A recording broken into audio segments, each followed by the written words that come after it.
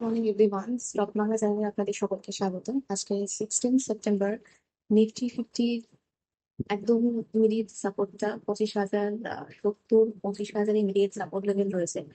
25,000 উপরে যতক্ষণ আছে মানে বুলিশ মার্কেটে ইন্ট্যাক্ট আছে।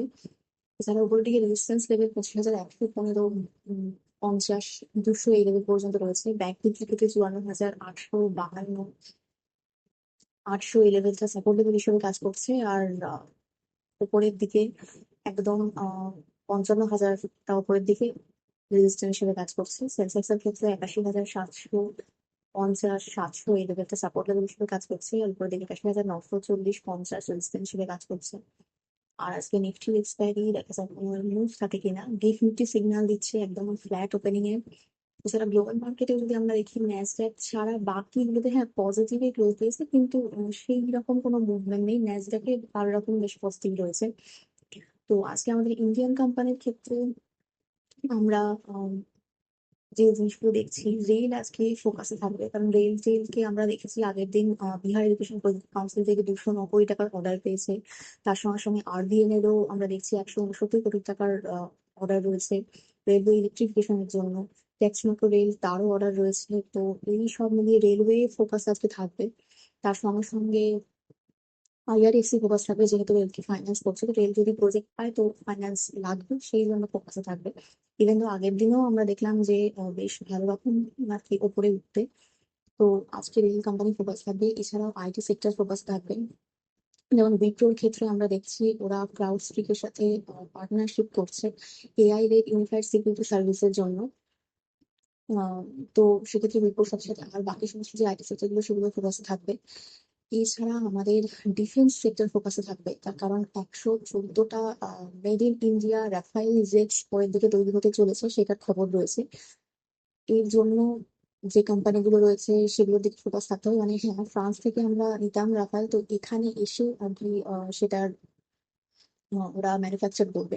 সেই জন্য ইন্ডিয়ান যে কোম্পানিগুলো আছে তারা, এইচএএল রয়েছে, বিবিএল রয়েছে, বিবিএল রয়েছে, এই সমস্ত যে কোম্পানিগুলো, তারা তো তাদের সাথে মানে কাজ তো কিছু পাবে, উপরন্তু এখানে এমপ্লয়মেন্ট ক্রিয়েট হবে। তো এই ব্যাপারটা পরবর্তীকালে আপনারা অবশ্যই ফোকাসের মধ্যে রাখতে পারেন।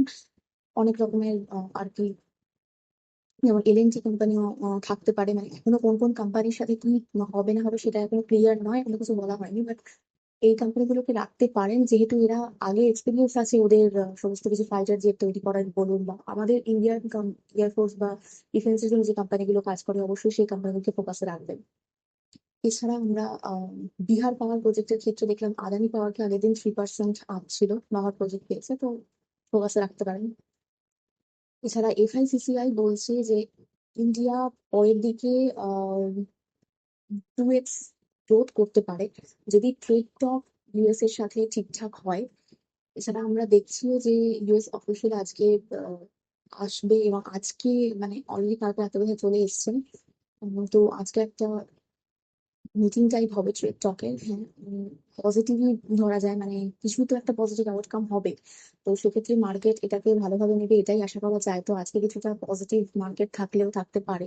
এছাড়া আমাদের এক্সপোর্টের ডেটা এসছে, অগস্টে এক্সপোর্টের ডেটা আমরা দেখছি যে 50% ট্যারিফ হওয়া সত্ত্বেও আমাদের এক্সপোর্ট কিন্তু বেড়েছে। এছাড়া আমরা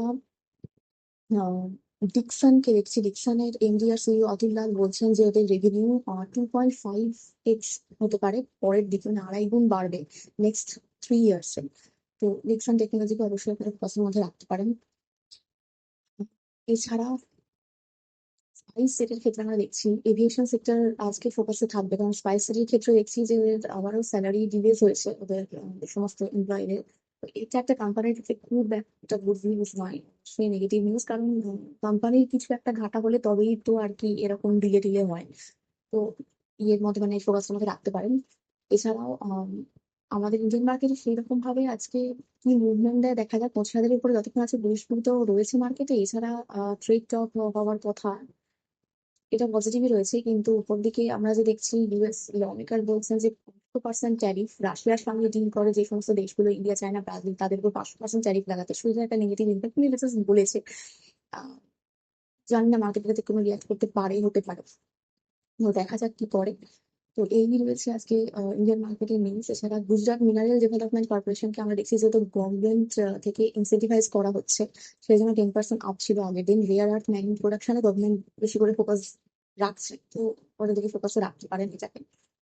তো এই রয়েছে আজকের খবর।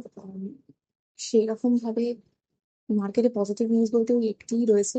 দেখা যাক আজকে কিরকম কি মুভমেন্ট হয়। আজকে আবার নিফটি এক্সপায়ারিং, দেখা যাক। তো এখানে আমি ভিডিও শেষ করছি। প্লিজ আমার এই ভিডিওর উপর ডিপেন্ড করে কোনো ইনভেস্টমেন্ট করবেন না। আমি কোনো সেভিংস চ্যানেল বা অ্যাডভাইজার নই, শুধুমাত্র এডুকেশন পারপাসে ভিডিও করা। দেখা হচ্ছে নেক্সট।